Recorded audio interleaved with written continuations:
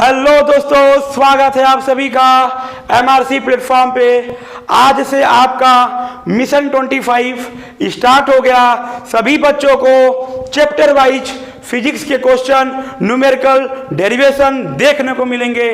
तो ज़्यादा से ज़्यादा इसे शेयर करें, सब्सक्राइब करें और एमआरसी प्लेटफॉर्म पर अपना अपना सहयोग दें, ताकि जो बच्चे हैं वो 94%, 95% अंक ला सकें। तो आज हम देखेंगे चैप्टर वाइज फिजिक्स पार्ट 1 का वैद्युत आवेश तथा क्षेत्र। क्षेत्र किसका? विद्युत का। तो सबसे पहले फिजिक्स पार्ट 1 में बात करेंगे आवेश की। आवेश को भाइयों इंग्लिश में चार्ज कहा जाता है और इसकी जो उत्पत्ति हुई 2500 में हुई यूनान का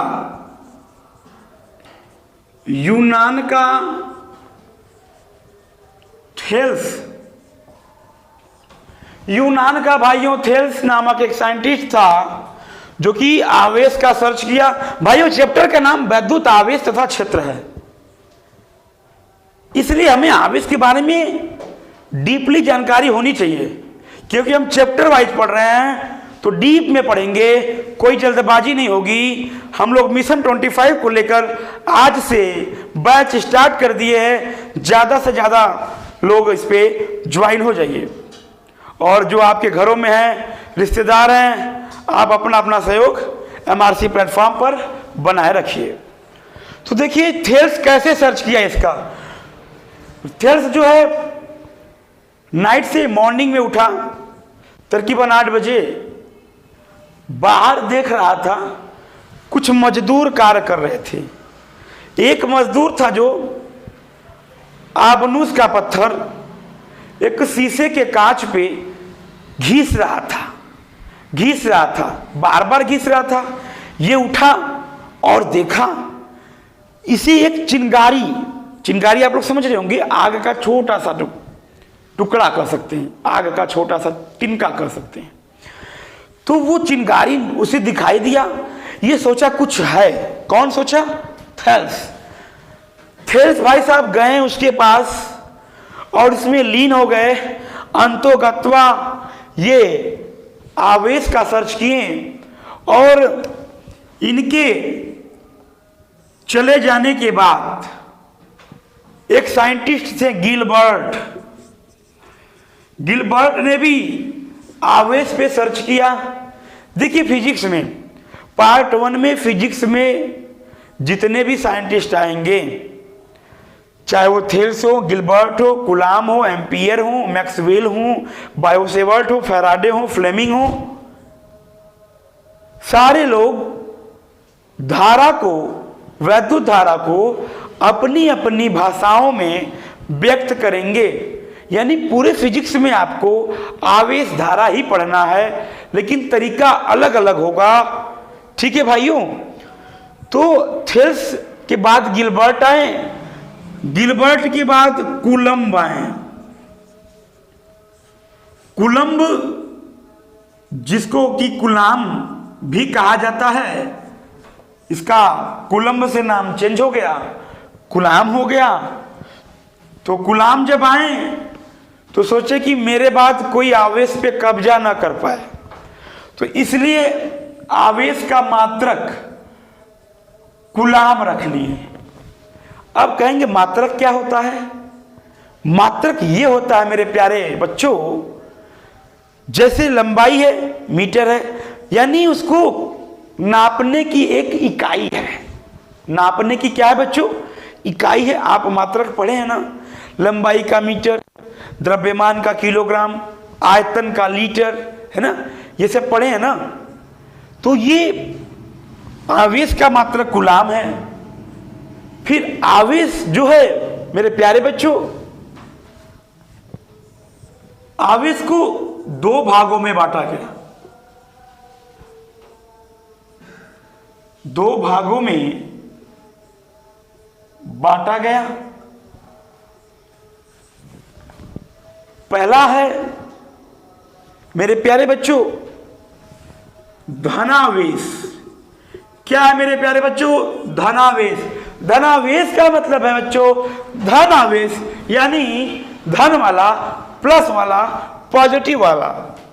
दूसरा है मेरे प्यारे बच्चों ऋणावेश, निगेटिव चार्जेस। आवेश दो प्रकार के होते हैं, धनावेश, ऋणावेश। अच्छा, एक क्वेश्चन आप लोग के माइंड में चल रहा होगा, सर हमारे घरों में किस आवेश से बिजली आती है? ध्यानपूर्वक देखेंगे प्यारे बच्चों, इसको आप स्क्रीनशॉट करिए। नेक्स्ट टॉपिक में हम आपको बताएंगे। प्यारे बच्चों ध्यान दें, धनावेश ऋणावेश में तो बांटा गया हम इसको, लेकिन एक चीज में और बांटा गया, जाति के आधार पे। अब ये जाति नहीं, ये वाली ब्राह्मण क्षत्रिय वैश्य, ये जाति नहीं मेरे प्यारे बच्चों। हाँ, एक चीज का और मैं कहना चाहता हूं प्यारे बच्चों, आप लोग अपना कॉपी और कलम लेकर बैठेंगे और नोट्स को बनाते रहेंगे मेरे प्यारे बच्चों। यही नोट्स मिशन 25 को कवर करेगा मेरे प्यारे बच्चों। नोट्स अवश्य बनाएं, ठीक है प्यारे बच्चों। ध्यान दीजिए, जाति के आधार पे दो टाइप में बांटा गया। पहला है सजातीय आवेश, सजातीय आवेश मेरे प्यारे बच्चों। दूसरा है मेरे प्यारे बच्चों विजातीय आवेश। अब आप लोगों के दिमाग में ये चल रहा होगा कि सर सजातीय आवेश क्या है, विजातीय आवेश क्या है? सजातीय गणित की भाषा में आप पढ़े हैं ना, सजातीय मीन्स होता है एक ही जाति का, विजातीय मीन्स होता है विपरीत जाति का। तो सजातीय यानी अगर प्लस प्लस है तो सजातीय है, या कह सकते हैं माइनस माइनस है तो सजातीय है। अगर एक प्लस हो गया एक माइनस हो गया मेरे प्यारे बच्चों तो वो विजातीय है। अगर एक माइनस है एक प्लस है तो भी विजातीय है मेरे प्यारे बच्चों। तो मेरे प्यारे बच्चों, ये जाति के आधार पे मैंने आपको आवेश के टाइप बताया, सजातीय आवेश, विजातीय आवेश, ठीक है मेरे प्यारे बच्चों। और हमारे घरों में जो घरों में सप्लाई आती है ना मेरे प्यारे बच्चों, ट्रांसफार्मर में से आती है, सभी के घर जाती है। कैसे जाती है नेक्स्ट टॉपिक में अभी जस्ट बताऊंगा, तब तक हाँ मेरे प्यारे बच्चों, घरों में सप्लाई कैसे आती है? एक चीज आप नाम सुने होंगे, क्लास 10th में सुने होंगे, परिपथ। परिपथ को इंग्लिश में क्या कहते हैं? जल्दी कमेंट बॉक्स में उत्तर दें, परिपथ को इंग्लिश में क्या कहते हैं?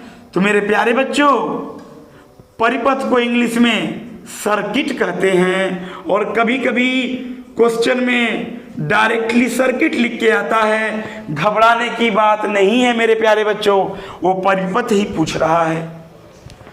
अब आपके दिमाग में चल रहा होगा सर कि परिपथ से सप्लाई कैसे हमारे घरों में आती है और परिपथ है क्या? ध्यानपूर्वक देखिए मेरे प्यारे बच्चों, ये तार हो गया मेरे प्यारे बच्चों, वायर हो गया। वायर आप देखे होंगे लाल, पीला, नीला, गुलाबी आता है ना, ये वायर हो गया।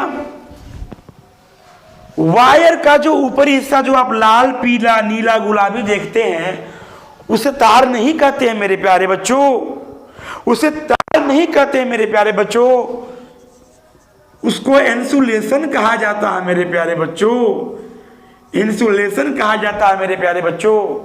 बोर्ड में अगर एग्जाम में क्वेश्चन बन गया कि तार के ऊपरी भाग को हम क्या कहते हैं, तो मेरे रसगुल्लो आप जवाब देंगे इंसुलेशन कहा जाता है। ये बात आपको किसी यूट्यूब पे, किसी प्लेटफॉर्म पे नहीं मिलेगा, केवल आपको MRC प्लेटफॉर्म पर वर्मा सर के द्वारा प्राप्त हो रहा है। और जो बच्चे हमारे पढ़ाए हुए देख रहे हैं हमें, उनका हमें सहयोग चाहिए। उनके आसपास कोई बच्चा हो तो उनको अच्छी से अच्छी शिक्षा प्रदान की जाएगी। उनको आप सलाह दीजिए, MRC प्लेटफॉर्म पर जुड़ जाएं। तो मेरे रसगुल्लों, तार के ऊपरी हिस्सों को हम इंसुलेशन कहते हैं, और ये इंसुलेशन सर PVC का बनाया जाता है। सर ये क्वेश्चन बनता है सर कि इंसुलेशन किसका बनाया जाता है, तो आप मेरे रसगुल्लों जवाब क्या दोगे? PVC का। और कभी कभी पेपर में MCQ में PVC का फुल फॉर्म पूछता है, तो PVC का फुल फॉर्म भी आप जानिए। P फॉर होता है पॉली, V फॉर होता है विनाइल, C फॉर होता है मेरे रसगुल्लो पॉलीविनाइल क्लोराइड। तो ये हम याद रखेंगे, ये सारा टॉपिक इंपॉर्टेंट है और नोट्स को बनाते चलेंगे। तो ये ऊपरी हिस्सा इंसुलेशन हो गया। अच्छा, इंसुलेशन तार पे चढ़ा के क्यों रखते हैं? आप लोग के दिमाग में चल रहा होगा कि सर जब उसको इंसुलेशन कहते हैं तो तार कहाँ चला गया? तार कहाँ चला गया? सर जब इसको ब्लेड से या टेस्टर से, या कुछ लोग मैं देखता हूं दांते से भी खींच देते हैं, तो देखते हैं ना दूठे वायर दिखता है, दूठे वायर दिखता है ना सर, प्लस माइनस दिखता है ना सर। आपको दो तार छुआएंगे तब प्लस माइनस होगा ना सर। फेज व न्यूट्रल सर, फेज न्यूट्रल आप सभी लोग जानते हैं, आप सभी के घरों में है सप्लाई। तो तार का ऊपरी हिस्सा इंसुलेशन हो गया। इंसुलेशन इसलिए चढ़ाया जाता है, यदि अगर ये ओपन वायर रहे, अर्थात नंगा तार रहे, नंगा तार का मतलब सर इंसुलेशन न रहे, फील कीजिए कि इंसुलेशन नहीं है, और वो तार खम्भे से हमारे घरों से आ रहा है, हमारे घर के आंगन में खुला एरिया वहाँ है, गार्डन में है, नंगा वायर है। अचानक बारिश हुई, जब बारिश होगी सर तो उसमें पानी गिरेगा ना सर, और पानी सर बिजली का सर पानी जो है ना सर गुड कंडक्टर है। गुड कंडक्टर का मतलब सर सुचालक है, सुचालक है सर। सुचालक का मतलब होता है सर बहुत अच्छा दोस्त है इसका। मतलब पानी अगर नंगा वायर पे गिरेगा तो आग लग जाएगी, बिजली का आग होगा वो। अगर आपके घरों में मेरे रसगुल्लो बिजली से आग लग गई है बाय द वे, तो गलती से पानी मत डालना, नहीं तो आग और पकड़ लेगी, क्योंकि पानी मेरे रसगुल्लो सुचालक है, गुड कंडक्टर है। किसका है? बिजली का है। अच्छा, तो कहेंगे सर कि तब किससे बुझाएंगे आग? किससे आग बुझाएंगे अपने घरों में? ये आपके फिजिक्स के बुक में भी नहीं मिलेगा सर, किसी प्लेटफॉर्म पे भी नहीं मिलेगा सर। आप देखिए, मैं बताने जा रहा हूं, सारे बच्चे जल्दी जुड़िए। बिजली से आग लग जाए तो किससे बुझाओगे? किससे बुझाओगे?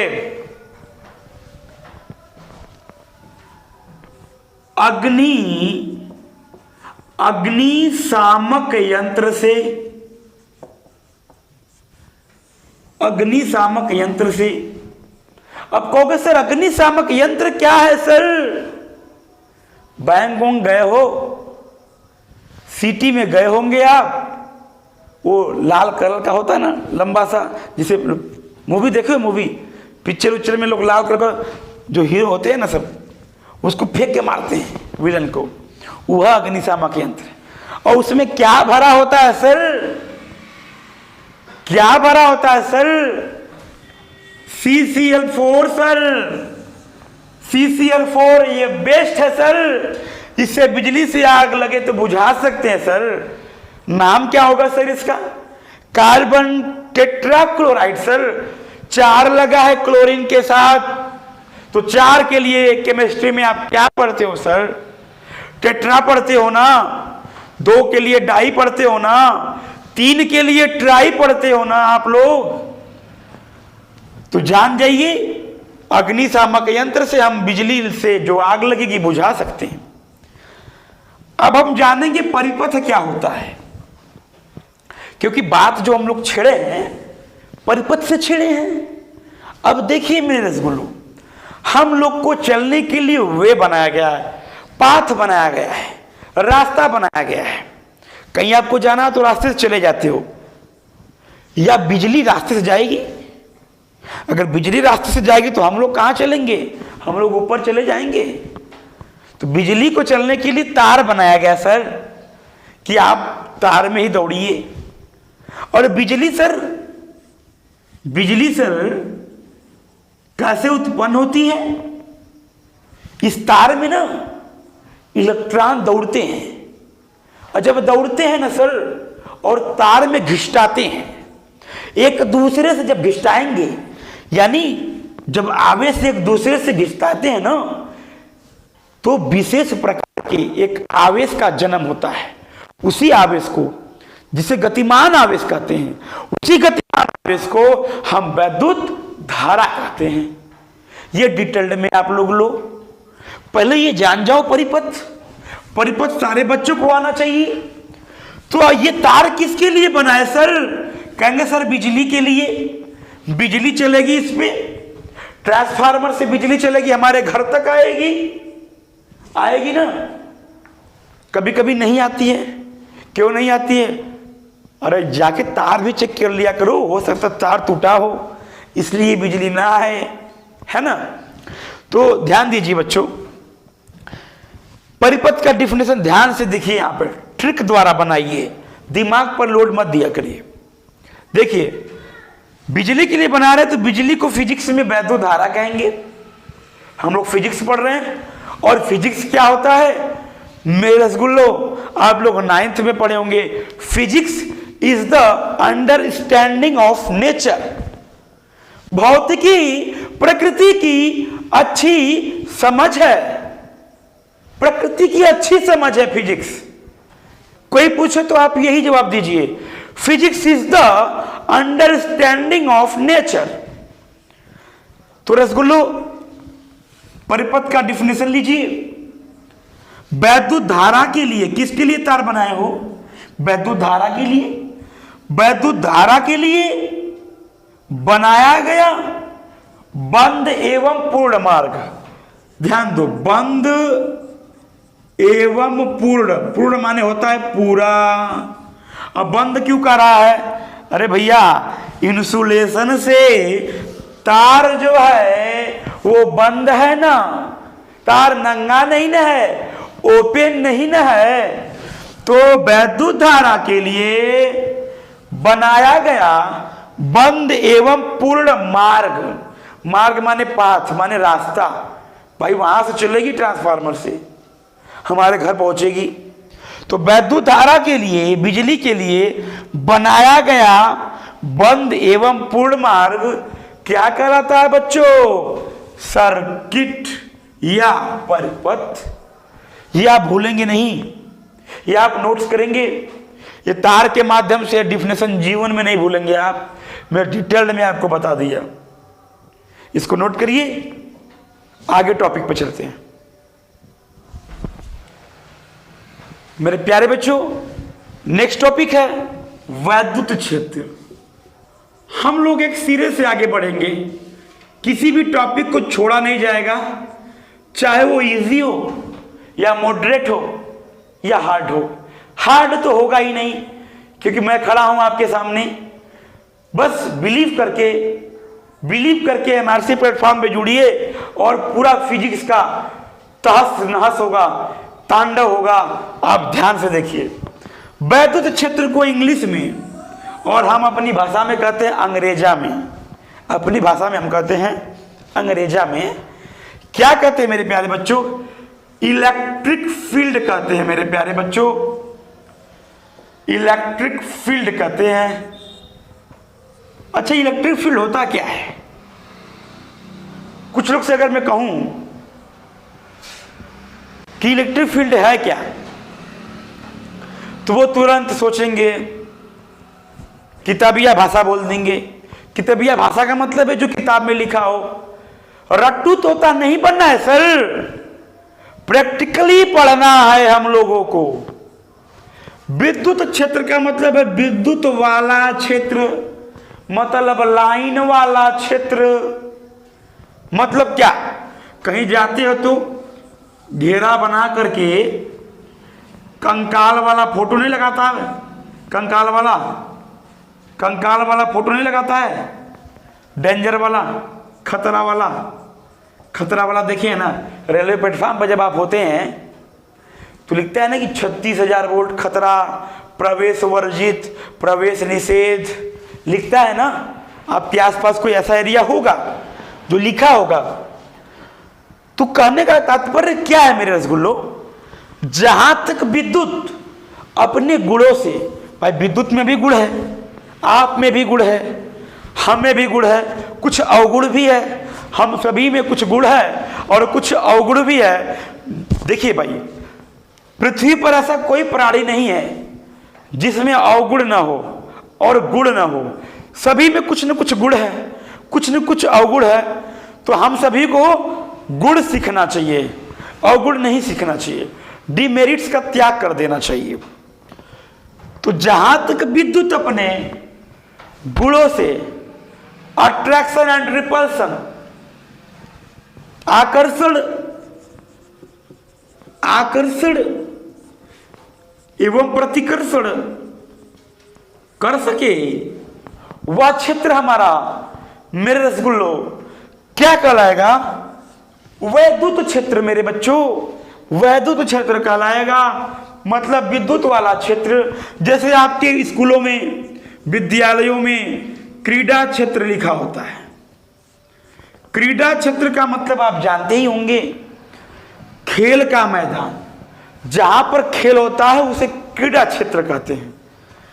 तो विद्युत क्षेत्र आपको अच्छे से समझ में आया होगा कि जहां तक विद्युत, इलेक्ट्रिक अपने गुणों से आकर्षण एवं प्रतिकर्षण कर सके, वो क्या है मेरे रसगुल्लो? विद्युत क्षेत्र है ना, अट्रैक्शन एंड रिपल्सन। ओके, तो इसे आप ध्यान से नोट करेंगे मेरी बातों को। चलते हैं नेक्स्ट टॉपिक पे मेरे रसगुल्लो। प्यारे बच्चों, नेक्स्ट टॉपिक हमारा क्या है? कूलाम का नियम, कूलाम्स लॉ बोलते हैं ना आप लोग, कूलाम्स लॉ। अच्छा, कूलाम आए तो अपना नियम दिए, यानी फिजिक्स में जितने साइंटिस्ट आएंगे ना, वो अपना अपना नियम देंगे और आपका भेजा खराब करेंगे। आपको आप कहेंगे सर इतना सारा साइंटिस्ट आए हैं, हम लोग को पढ़ना पड़ रहा है। भाई आए तो ठीक है ना, साइंस का डेवलप हुआ और हमारा साइंस कितना आगे है ना रसगुल्लो। तो देखिए कूलाम नियम क्या दिए, रटना नहीं है, मैं ट्रिक से बताऊंगा और आप भी ट्रिक से दिमाग में रखेंगे। रटना कोई चीज नहीं है फिजिक्स को, बस वीडियो देखना है। एक वीडियो देखने से आपका सारा डाउट क्लियर हो जाएगा बच्चों। जैसे देखिए इनका एक फॉर्मूला बना था, F = 1/4πε0 Q1 Q2/r²। कूलाम का यही नियम है। कहेंगे सर ये कैसे, कहेंगे सर ये कैसे है, तो इससे मैं नियम बताऊंगा, फिर इसी से डेरिवेशन बताऊंगा, फिर इसी से क्या बताऊंगा मेरे रसगुल्लो, न्यूमेरिकल बताऊंगा। इसका न्यूमेरिकल आपके एग्जाम में बच्चों 2 नंबर का आता है और आया हुआ है बच्चों। तो सबसे पहले इसका नियम इसी फार्मूले से मैं बनाऊंगा और आप भी बनाना सीखिए मेरे साथ साथ। देखिए F को क्या कहते हैं? बल, फोर्स कहते हैं। और बल का मात्रक क्या होता है बच्चों? न्यूटन होता है। कहेंगे सर न्यूटन होता है, न्यूटन तो होता है सर, लेकिन ये MKS में होता है सर, मीटर किलोग्राम सेकेंड में होता है सर। इंटरनेशनल सिस्टम पढ़े होंगे सर आप। इसके थ्रू 3 टाइप होते हैं, कौन कौन होते हैं? एमकेएस तो हो गया, सीजीएस, और तीसरा है FPS, metre kilogram second, centigram second, foot pound second. Centi मतलब बच्चों सेंटीमीटर, ठीक है ना, मीटर का छोटा भाई सेंटीमीटर है ना, 1 मीटर इक्वल्स टू 100 सेंटीमीटर, आप जानते हैं। अच्छा, बल का एमकेएस में न्यूटन है, तो सीजीएस में क्या है मेरे प्यारे बच्चों? सीजीएस में क्या है? अरे वही जब बच्चे लड़ाई कर लेते हैं, बच्चे नहीं, बच्चियां लड़ाई कर लेते तो क्या कहती हैं एक दूसरे में? क्या कहती हैं? बहुत डाइन है वो। भोजपुरी भाषा भी आप लोग समझते होंगे, हम लोग यूपी से बिलोंग करते हैं। ये प्लेटफॉर्म आप यूपी के जमीन से देख रहे हैं, आप यूपी के धरातल से देख रहे हैं। आप भले आप यूपी के धरातल से देख रहे हैं, लेकिन विश्व स्तर की बात मैं करूंगा इसी फिजिक्स के थ्रू। तो ध्यानपूर्वक आप एमआरसी पे बने रहें। तो बल का सीजीएस में मात्रक डाइन होता है मेरे प्यारे बच्चों, ये आप याद रखेंगे। Q1 क्या है बच्चों? ये हमारा पहला आवेश है, पहला आवेश है। Q2 क्या है मेरे प्यारे बच्चों? दूसरा आवेश है। और R क्या है मेरे रसगुल्लो? कक्षा 11 में पढ़ के आ रहे हैं आप। R for range, range means परास। अब परास क्या होता था? वो परास क्या पढ़े थे? वो जो पत्थरवा हम लोग फेंकते थे, ऐसे फेंकते थे ना, ऐसे प्रक्षेप में ऐसे फेंकते थे, जो दूरियां होती थी वो परास होता था। परास ही दूरी है ना सर, रेंज है ना। और आर सर दूरी है, और दूरी का मात्रक का आपको मालूम है मीटर है सर। और आवेश का मात्रक आप जान ही गए, कूलाम है सर, कूलाम। अब कहेंगे सर इसका नियम हम कैसे बोल पाएंगे? ध्यान से देखिए, ट्रिक लीजिए। एफ की जो बराबरी में बैठा है, मतलब जो हमसे गले मिलता है, दिल से गले मिलता है, वो हमारा दोस्त होता है ना बच्चों। तो Q1 Q2 से गले मिल रहा है, और आर इसका क्या कर रहा है? पैर खींच रहा है। इसके बराबरी में नहीं बैठा है सर। तो जो बराबरी में बैठता है वो दोस्त होता है सर। और विज्ञान की भाषा में दोस्त को क्या कहते हैं मेरे रसगुल्लो? क्या कहते हैं? अनुक्रमानुपाती। अनुक्रमानुपाती इसके मीन्स होता है सर दोस्त। और जो पैर खींच रहा है हमारा, जो टांग खींच रहा है हमारा, वो क्या होता है? दुश्मन होता है। और दुश्मन को क्या कहते हैं सर? व्युत्क्रमानुपाती। व्युत्क्रमानुपाती ये दुश्मन है। कहेंगे सर कैसे? मतलब आवेश का मान बढ़ेगा तो बल का भी मान बढ़ेगा, यदि बल का मान बढ़ेगा तो आवेश का भी मान बढ़ेगा। इसको फॉलो करेंगे, बल को, बल आगे है ना, बल को ये दोनों फॉलो करेंगे। तो बल को ये फॉलो करेंगे सर, तो बल आवेश का यहां पे क्या है सर? दोस्त है, अनुक्रमानुपाती है, यानी बल बढ़ेगा सर तो आवेश भी बढ़ेगा। लेकिन जब बल बढ़ेगा तो ये दुश्मन है ना सर, आर दूरी, ये घटेगी। जब बल बढ़ेगा सर तो दूरी क्या होगी? घटेगी। ये याद रखेंगे आप लोग, इस ट्रिक से समझेंगे। तो इन्होंने नियम क्या दिया? ध्यानपूर्वक देखिए आप लोग। या Q1 Q2 के बीच में कुछ नहीं तो इंटू माना जाता है, मल्टीप्लाई, गुणा जिसे कहते हैं आप लोग। ध्यान से देखिए, दो आवेश है ना, तो कैसे बोलेंगे? लेंगे, सुनिए। किन्हीं दो आवेश, मैं पूरा यहां पे राइट कर दिया हूं सर, ध्यानपूर्वक आप नोट करते चलें। जो बच्चे नोट नहीं कर पा रहे तो स्क्रीनशॉट ले लें, बाद में अच्छे से नोट कर लेंगे। किन्हीं दो आवेशों के बीच लगने वाला आकर्षण एवं प्रतिकर्षण बल, उनके गुणनफल के, गुणनफल है सर, गुणा को क्या कहेंगे? गुणनफल। उनके गुणनफल के क्या है सर? अनुक्रमानुपाती तथा नीचे वाला दूरी का वर्ग है ना सर, स्क्वायर है ना, उनकी दूरी के वर्ग के व्युत्क्रमानुपाती यानी दुश्मन व्युत्क्रमानुपाती होता है।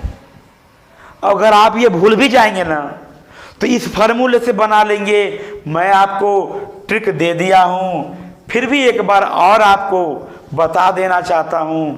किन्हीं दो आवेशों के बीच सर लगने वाला आकर्षण एवं प्रतिकर्षण बल सर, उनके गुणनफल के क्या है सर? अनुक्रमानुपाती तथा बीच के दूरी के वर्ग के सर व्युत्क्रमानुपाती यानी दुश्मन सर व्युत्क्रमानुपाती होता है। ये नियम लिख करके इस समीकरण को लिख देते हैं सर। बीच में इक्वल है, बराबर है, तो उसे समीकरण कहा जाता है सर। गणित की भाषा में आप जानते हैं सर। अगर आपको दिक्कत है तो ये नियम मैं लिख भी सकता हूं। लिख दूं ये नियम? लिख दूं सर? चलो लिख देता हूं। कुछ बच्चे सोच रहे हैं कि सर नियम भी लिखे तो अच्छा होता। लिख दे रहा हूं सर। मेरे प्यारे बच्चों, मैं कूलॉम का नियम भी लिख दिया। ध्यानपूर्वक पढ़िए इसको और देखिए क्या लिखा हूं। किन्हीं दो, सबसे पहला चीज सीखिए, एग्जाम में लिखने का तरीका सीखिए। क्या है? किसी का जब आप नियम लिख रहे होते हैं तो कुछ बच्चे क्या करते हैं, सम का मतलब वो ऐसे ही लिख देते हैं। रूल क्या है? ये इन्वर्टेड कामा से जो है ना, इन्वर्टेड कामा से शुरुआत करेंगे और क्लोज करेंगे। यहां पे सभी में ऐसे करेंगे, किसी का भी नियम लिखेंगे। ये लिखने का तरीका होता है मेरे बच्चों, किन्हीं दो आवेशों के बीच लगने वाला आकर्षण या प्रतिकर्षण बल उन दोनों आवेशों के गुणनफल के किसके सर? यफ के गुणनफल के बल सर, बल फोर्स, बल के अनुक्रमानुपाती बीच के दूरी के वर्ग के व्युत्क्रमानुपाती होता है। यही ने बताया सर, अभी यही ने बताया था। F equals to 1/4πε0 Q1 Q2 बटा R²। इसी से सर ये पैदा हुआ। चित्र में आप देख सकते हैं, ये पहला आवेश Q1, ये Q2 एक दूसरे से R दूरी पर स्थित है और बीच में क्या लग रहा है सर? फोर्स लग रहा है, बल लग रहा है। और इस नियम से हम कूलॉम का नियम अच्छे से कर सकते हैं। लेकिन एक चीज आपके दिमाग में चल रहा होगा कि सर ये 1/4πε0 क्या है?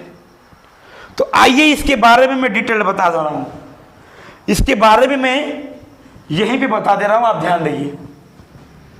देखिए 1/4πε0 ये K के बराबर होता है और ये K सर परावैद्युतांक नियतांक होता है सर। और साइंस में सर नियतांक कब लगता है सर? जब आपका अनुक्रमानुपाती का सिंबल हो, वो हटाया जाता है। डेरिवेशन में मैं आपको बताऊंगा, इसके बाद जस्ट आप डेरिवेशन देखेंगे तो उसके हटाने के बाद एक कांस्टेंट लगता है, नियतांक होता है। तो ये नियतांक होता है, ये नियतांक K के बराबर है और K को कहते हैं सर परावैद्युतांक नियतांक। अच्छा सर, आपके दिमाग में चल रहा होगा सर परावैद्युतांक क्या होता है? लोग बहुत पढ़ाने वाले मिलेंगे लेकिन बताते नहीं हैं। परावैद्युतांक का मतलब होता है सर इंसुलेटर पदार्थ। क्या होता है सर? इंसुलेटर पदार्थ। इंसुलेटर पदार्थ का मतलब सर आप जानते हैं जिसमें धारा का प्रवाह न हो। जिसमें धारा का प्रवाह नहीं होता है सर, वही हमारा चालक है ना सर। सूखी लकड़ी, ईंट, पत्थर, आप जानते हैं, प्रीवियस क्लास में पढ़े हैं। अच्छा, तो इसका कुछ वैल्यू भी होता होगा? हाँ सर, होता है, और न्यूमेरिकल के लिए इंपॉर्टेंट है वैल्यू। ध्यान पूर्वक नोट करेंगे। क्या वैल्यू होता है sir? 9 into 10⁹ newton metre square upon coulomb square sir. C का मतलब होता है सर कूलाम स्क्वायर। अच्छा, कुछ लोग के दिमाग में ये है क्या? एकदम डीप में मैं जा रहा हूं, आपको पुर्जा खोल के रख रहा हूं। एग्जामिनर कहीं से क्वेश्चन बना सकता है, क्योंकि एडवांस फिजिक्स चल रही है आजकल, देखने को मिल रही है। अभी पेपर हुआ है, पूछ लेना अपने भाई बहनों से कि पेपर का लेवल क्या था, पेपर कैसे बना। तो एडवांस फिजिक्स चल रही है, फिजिकल केमिस्ट्री चल रही है, तो उसे ध्यानपूर्वक आप देखिए। एप्सिलॉन नॉट को सर यहां पे मैं राइट करता हूं। एप्सिलॉन नॉट को सर निर्वात की वैद्युतशीलता कहते हैं सर। निर्वात की वैद्युतशीलता कहते हैं सर। और आपके दिमाग में ये चल रहा होगा कि सर जब इसका मान हो सकता है तो इसका मान क्यों नहीं हो सकता? बिल्कुल मेरे रसगुल्लो, इसका भी मान होता है। क्या होता है मैं अभी बता रहा हूं आपको, ध्यान से दिखेंगे और देखेंगे भी।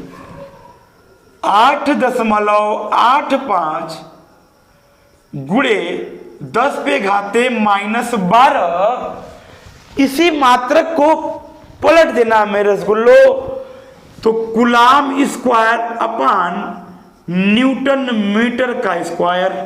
भूलना नहीं है मेरे रसगुल्लो, पूरे फिजिक्स में यही वैल्यू चलेगा मेरे प्यारे बच्चों। 8.85 into 10⁻⁻12 coulomb square upon newton metre square. अच्छा, अगर मैं आपसे पूछूं निर्वात क्या है, निर्वात क्या है, तो आप क्या कहेंगे मेरे रसगुल्लो? पीछे वाले बच्चों क्या कहेंगे? क्या कहेंगे बच्चों? जहां पर वायु रहे। नहीं, निर्वात हिंदी आप लोग ध्यान से पढ़ा करिए। जहां पर वायु न हो बच्चों, दिमाग में ध्यान में एकदम रखेंगे। निर्वात का मतलब जहां पर वायु का प्रभाव न हो, वायु हो ही नहीं।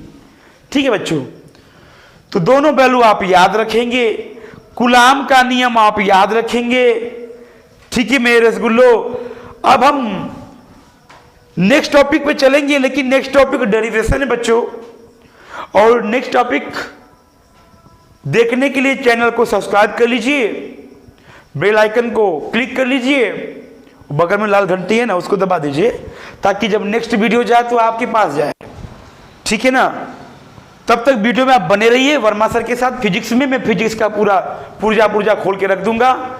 एक बार विश्वास करिए, कोई टेंशन नहीं लेना है आपको, घर पे पढ़ना नहीं है, बस नोट्स बनाइए मेरा।